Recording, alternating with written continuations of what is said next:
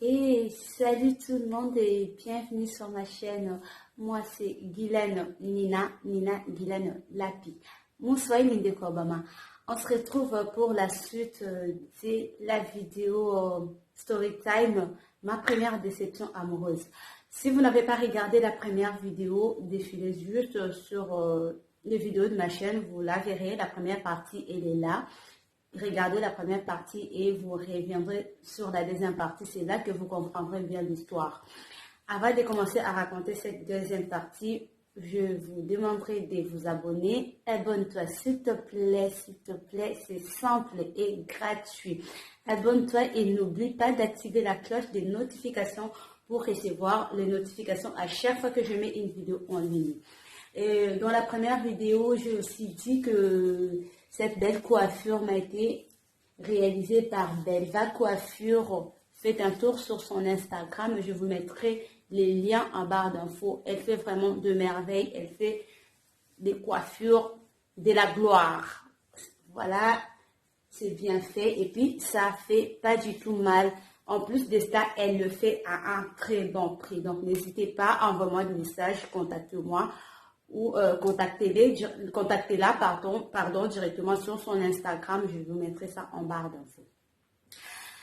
C'est la deuxième partie de la vidéo, ma première déception amoureuse. Donc, on s'est arrêté à la première partie, là où je parlais de Patricia, sa supposée cousine qui m'avait appelé pour me demander qui j'étais par rapport à lui, Cédric. Donc, bien sûr, allez regarder la première vidéo pour bien comprendre en arrière. Avant ça, il y avait un jour, il y a une fille qui m'avait appelé. Comme ça, c'était en pleine journée. Il y a une fille, il y a un numéro, il y a mon téléphone qui sonne, c'est un numéro que je connais pas, qui m'appelle, je décroche. La fille me dit bonjour, je dis oui bonjour, c'est Guylaine, je dis oui c'est Guylaine. Ah, elle se présente, oui, moi c'est Patricia, c'est son vrai prénom. Et Patricia, je vais utiliser ton vrai prénom. Je vais utiliser ton vrai prénom bien, comme disent les Ivoiriens. Tu t'appelles Patricia. Donc, Patricia qui m'appelle, qui se présente gentiment. Hein, oui, bonjour, je m'appelle Patricia. Je suis la cousine de Cédric. Je t'appelle pour te demander tu es qui par rapport à lui en fait. Je dis comment ça je suis qui par rapport à lui. Il dit non parce que j'ai trouvé ton numéro dans son téléphone et je lui demande qui tu es. Il ne veut pas me dire, c'est pourquoi moi-même je me permets de t'appeler pour te demander. J'ai dit, mais tu ferais bien de lui reposer la même question. C'est à lui de te dire qui je suis. Donc, c'est à lui de me présenter à toi. C'est pas à moi de te dire qui je suis. Donc, tu ferais bien de lui reposer la même question. Il dit, ah, ok, ben si tu veux pas me dire alors, c'est pas un problème. Mais sinon, moi, je suis sa cousine. Hein, je m'appelle Patricia et tout. J'ai dit, bon, voilà, demande-lui qui je suis et tout. Moi, je dirais rien. Et ça s'est passé comme ça. C'était fini. La fille, elle a raccroché. Quand on s'est revu le soir, parce que c'était en journée, le soir, quand on s'est vu, je lui ai dit, ah mais aujourd'hui, il y a une fille qui m'a appelé, elle me dit qu'elle s'appelle Patricia, elle me dit que c'est ta cousine. Il dit, ah bon, Patricia t'a appelé? J'ai dit, oui, Patricia m'a appelé. Il me demande, mais t'as dit quoi? J'ai dit, mais rien de spécial, hein. Elle m'a juste demandé qui je suis par rapport à toi. Elle me dit, et toi, tu lui as dit quoi? J'ai dit, ben j'ai rien dit, j'ai dit qu'elle fera mieux de te poser à toi la question. C'est à toi de lui dire qui je suis en fait. Mais par contre, elle m'a dit qu'elle est ta cousine. Elle dit, ouais, c'est ma cousine. C'est une cousine qui me prend trop la tête et tout. Je lui ai prêté mon téléphone. Elle a vu les appels que chaque fois, je parle avec toi, je parle trop. Elle a vu un numéro d'une personne que j'appelle tout le temps, à qui j'envoie des messages et tout. Elle m'a demandé, je voulais rien dire parce qu'elle aime trop me prendre la tête, elle m'embête trop. C'est pourquoi elle-même, elle s'est permis de t'appeler. Par contre, elle m'a même pas dit qu'elle t'a appelé. Elle a dit, ouais, ben... Je sais pas pourquoi, mais elle m'a rien dit de mal aussi. Elle m'a juste demandé, voilà. Elle dit, ouais, c'est une cousine qui prend trop la tête, c'est rien. J'ai dit, ah, ok. Et à chaque fois qu'on parlait et tout, souvent, je lui demandais, ah, mais comment va Patricia? Une histoire de m'intéressante à sa famille. Je demandais à chaque fois, comment va Patricia? Elle lui disait, ouais, elle va bien. C'était comme ça à chaque fois. C'est vrai que m'a demandé ce que j'ai répondu. Je lui ai dit ce que j'avais répondu. Allez, en tout cas, la première vidéo, vous verrez. Et puis, voilà. Donc, ce matin-là, quand on s'est séparés, quand j'ai passé la nuit chez lui, il m'a raccompagné vers chez moi. On s'est vraiment bien séparés, on s'est fait des câlins, on s'est dit bon d'accord, on s'appelle à tout à l'heure. Il m'a dit que lui, il rentre chez lui, s'est préparé parce qu'il devait travailler exceptionnellement ce dimanche-là. Et moi, vu que le dimanche, c'était vraiment mon jour de repos et pour le travail et pour le cours, donc c'était vraiment mon jour de repos total, je devais aller me reposer. Et vu que j'étais trop fatiguée, donc j'avais pas bien dormi, du coup, j'étais vraiment fatiguée et je devais me reposer suffisamment. J'arrive chez moi le matin tranquille, hein, donc vu que je venais d'une fête, soi-disant, je rentre chez moi tranquille, je dors. Arrivé à midi, il y a ma cousine qui m'appelle. J'avais ma cousine à l'époque, Mignonne Tamboué. Mignonne Tamboué, si tu passes par ici, je te fais des gros bisous. Mouah. Gros bisous à toi. C'était ma confidente, mon associée, en tout cas, c'était avec elle chez qui je me confiais, on se disait tout en fait, et je l'aimais beaucoup et je continue vraiment de l'aimer beaucoup. Donc, il y a Mignonne qui m'appelle à midi, qui me réveille d'ailleurs, parce que je dormais encore. Elle me dit, ouais, Guylaine, est-ce que tu peux m'accompagner à la piscine? J'ai envie de nager et tout. Moi, j'ai dit, ah, mais moi, je suis fatiguée, voilà. Elle dit, non, accompagne-moi, s'il te plaît, j'ai pas envie d'y aller seule. J'ai dit, bon, d'accord, on va y aller. Elle me dit, je viens te chercher à 14 heures. J'ai dit, d'accord. Je me réveille, je me prépare pour sortir avec ma cousine. Tranquille, ma cousine à 14 heures, elle vient me chercher, on va à la piscine. Vu qu'elle était au courant de tout, hein, parce que c'était mon amie et tout, je lui racontais tout, je lui parlais même plusieurs fois de Cédric, et même de ma soirée là, de la nuit là, je lui parlais et tout. Donc les dimanches là, je devais lui donner la suite, tu vois, donc je vais lui raconter comment ça s'est passé, voilà, voilà, voilà. Et on est parti à la piscine, tranquille, on causait, j'ai tout expliqué, elle m'a donné quelques conseils, elle était contente pour moi, parce qu'elle dit, ouais, en tout cas, ça va, ça se passe trop bien avec ton mec et tout, je suis contente pour toi, tout va bien, que tout va bien et tout, tranquille. On arrive à la piscine, on prend nos affaires, on met dans des vestiaires, les téléphones, les affaires et tout, on met dans des vestiaires, on rentre dans l'eau, on nage, on s'est vraiment bien amusé, moi et ma cousine, on s'est très bien amusé. Du coup, on a fini de nager à 17 heures. On quitte l'eau, on va dans la vestiaire récupérer les affaires. Je regarde mon téléphone, j'ai pas d'appel. Il est 17 heures, j'ai pas d'appel manqué, j'ai ni de message. J'ai dit, ah ouais, j'étais plutôt contente des faits qu'il m'appelle pas, qu'il m'envoie pas de message, surtout qu'il m'appelle pas. Parce que je lui avais pas dit que j'allais sortir. Donc la sortie avec ma cousine là, c'était imprévu. Donc, c'était une sortie improvisée. Et vu que je lui avais pas dit que je devais sortir, donc lui pensait que j'étais à la maison et lui, il est parti travailler. Vu qu'il m'a pas appelé, parce il avait l'habitude de m'appeler tout le temps. On avait l'habitude de se parler tout le temps, qu'on a un petit moment libre et tout. On s'appelait tout le temps. Pendant le travail, qu'on a un petit moment libre, on s'écrit des messages. Pendant la pause, on cause. Le soir, on cause. En tout cas, c'était comme ça. Mais ces jours-là, c'était pour une première fois. Je vois pas d'appel. Du matin, quand il m'a déposé vers chez moi, là, du matin, quand j'ai quitté chez lui, il m'a raccompagné vers chez moi. On s'est séparés le matin, là, et tout. Il m'a même passé l'argent pour ma coiffure. On s'est bien séparés. Je suis rentrée dormir, et lui, il est parti. Il a dit, il se prépare pour aller bosser. Et depuis là, j'ai dormi, je me suis réveillée à midi, je me suis apprêtée pour aller à la piscine avec ma cousine. On a nagé jusqu'à 17 heures. Je regarde dans mon sac, je récupère mon téléphone, je vois ni d'appel, ni de message. Je suis plutôt contente des faits qu'il m'appelle pas. J'ai dit, ah, s'il m'avait appelé, que je réponds pas, ça allait me créer des disputes et tout. C'était d'ailleurs bien vu qu'il m'a pas appelé. Je prends mon téléphone, je prends mon sac, on s'apprête, on rentre chez nous. Je rentre avec ma cousine me dépose chez moi et elle part chez elle. On arrive à 20h, j'ai dit, bon, à l'heure là, il a déjà fini le travail, il doit être à la maison. J'appelle, il répond. Donc, je bip d'abord, parce que souvent, j'ai bipé, hein, comme j'ai dit à la première vidéo, celui qui appelait souvent, parce que lui, il avait beaucoup d'unités, à l'époque, il fallait acheter des unités, lui, il en avait beaucoup. Moi aussi, il m'a acheté, mais il me disait que non, de ne pas gaspiller mes unités à l'appeler. Si j'ai besoin de lui, je peux viper, je peux envoyer un message, ou je peux appeler, mais vite fait. Donc, c'est lui qui m'appelait souvent. Je bip d'abord, j'attends, je vois pas de réponse, je vois pas de retour. J'ai dit, je vais envoyer un message. J'envoie un message, coucou, ça va, t'as passé une bonne journée? Pas de réponse. J'ai dit, bon, d'accord. Quelques minutes après, j'appelle, il décroche pas. J'ai dit, il doit être fatigué, vu qu'il a travaillé le dimanche. En tout cas, travailler le dimanche, c'est fatigant. Tu dois être fatigué, peut-être à l'heure là, il dort, ou bien il est vraiment fatigué, il va me rappeler plus tard. Même trop tard dans la nuit et tout. J'ai dit, ok. Vu que les lundis, je devais aussi aller travailler, j'ai dit, bon, moi aussi, je dois dormir, j'étais fatiguée. La nage aussi fatigue, et j'avais mal partout et tout. Du coup, j'ai dit, bon, je vais dormir moi aussi. J'étais si fatiguée, je dors. Je me réveille le matin pour aller, le lundi, hein, pour aller travailler. Je pas de message. On arrive à midi, j'ai dit bon, on va s'appeler en pause. Parce que lui aussi, il avait la pause à midi. Moi aussi, j'avais ma pause à midi. J'ai dit bon, d'accord, on va s'appeler à midi. À midi, j'appelle, je bip. Il ne réagit pas, il ne rappelle pas. J'envoie le message, il ne répond pas. J'appelle, il ne décroche pas. Je dis, ah, là, ça commence à être un peu flou là. Mais bon, c'est pas grave. J'attends le soir. Mon heure de pause est finie, je reprends le boulot, je finis le soir et tout. Je rentre chez moi tranquille, j'arrive chez moi, j'appelle, il ne répond pas. Je dis, oh, mais là, ça commence à être sérieux. Qu'est-ce qui lui arrive? Il y a un problème là, il y a un problème ou quoi? Ça commence à devenir sérieux là.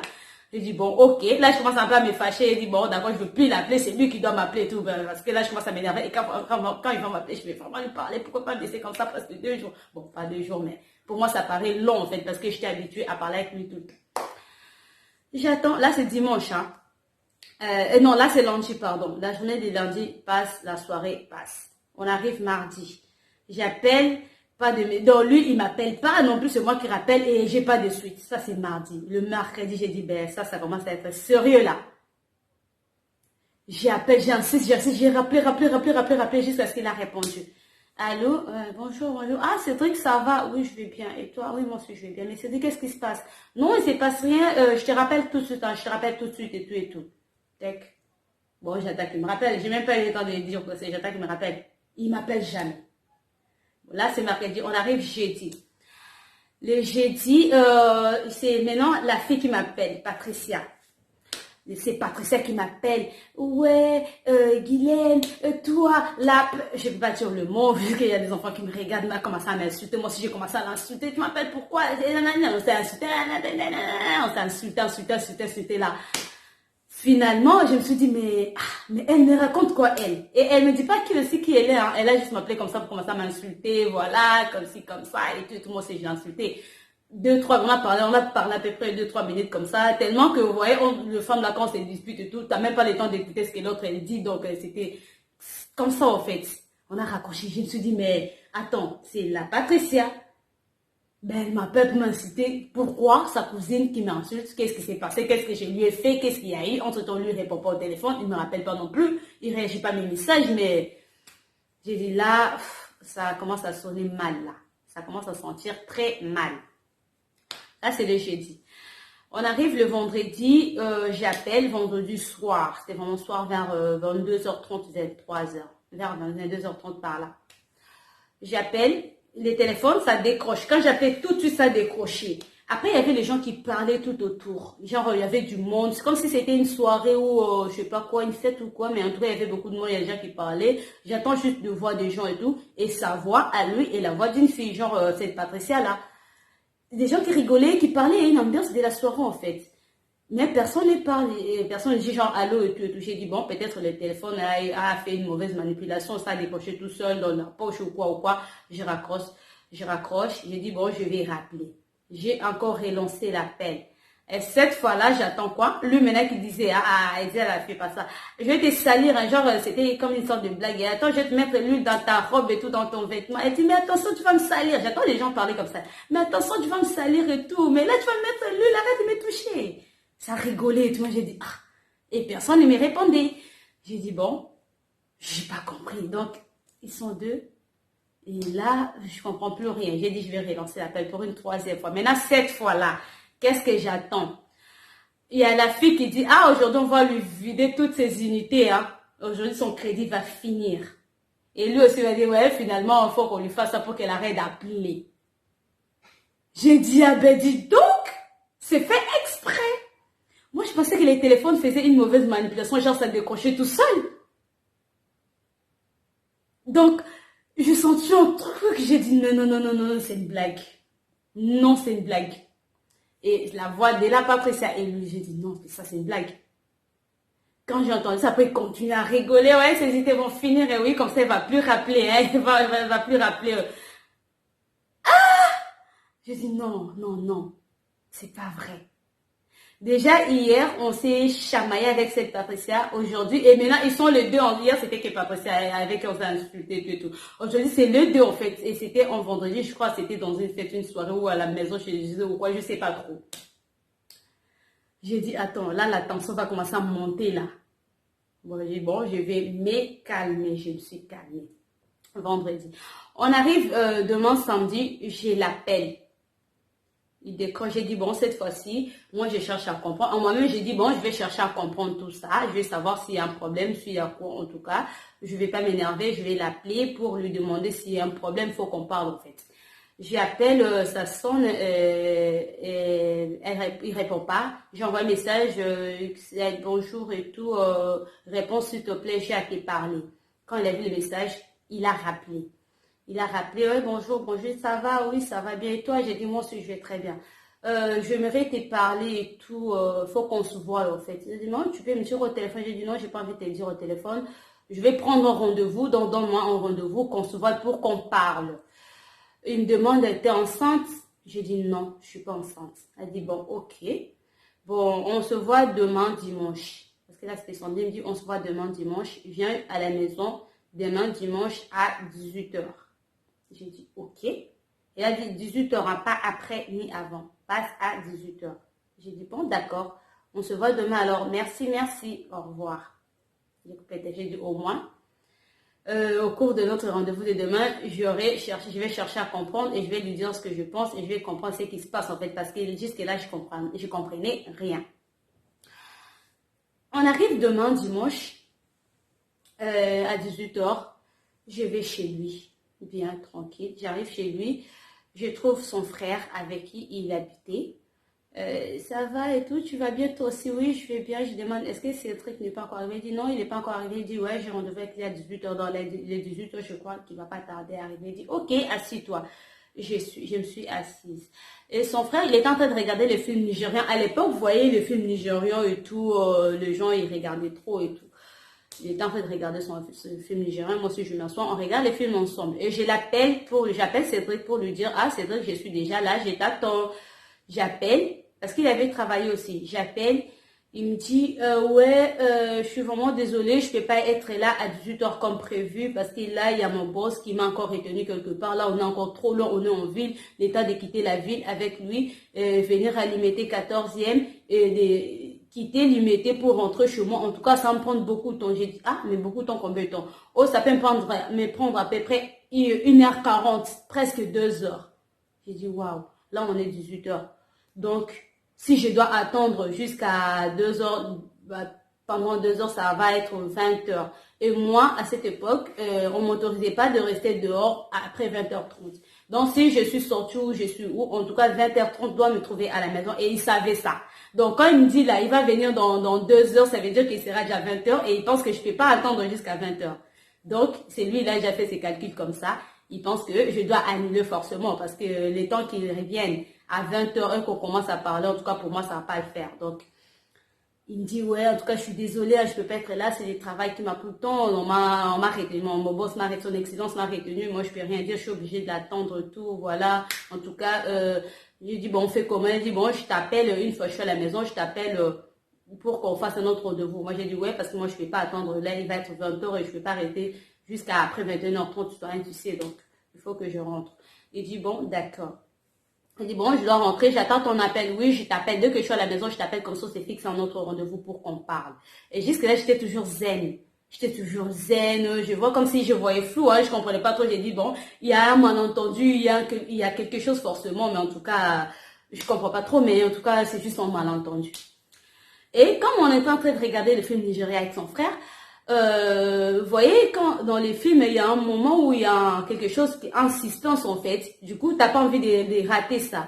Du coup, les films est arrivé à ces moments-là et je devais rester quelques minutes en fait pour suivre la partie en fait. Parce que je suis rentrée dans le film aussi, donc je devais suivre la partie du suspense là.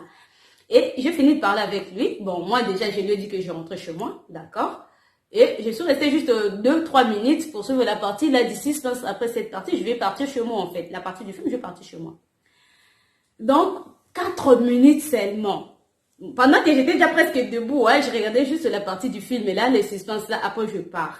Donc, 4 minutes seulement. On est dans la maison, hein, moi et son frère. Juste à 4 minutes, j'attends devant la porte quelqu'un qui suit les pieds, en fait. Quelqu'un qui suit les pieds, genre, il veut rentrer à la maison. Il dit, mais il y a quelqu'un qui suit les pieds là, ça peut être qui est en visiteur ou qui est qui. J'étais presque debout parce que je m'apprêtais déjà à partir. Je vois la porte qui s'ouvre et qui je vois Cédric. Lui qui m'a dit, il est en ville. Pour quitter la ville, rentrer à Limité, déposer son excellence, son boss, et quitter Limité pour rentrer chez lui, ça peut lui prendre au moins 2 heures. Ça peut lui prendre 2 heures. Et là, à l'espace de 4 minutes, je le vois, il rentre.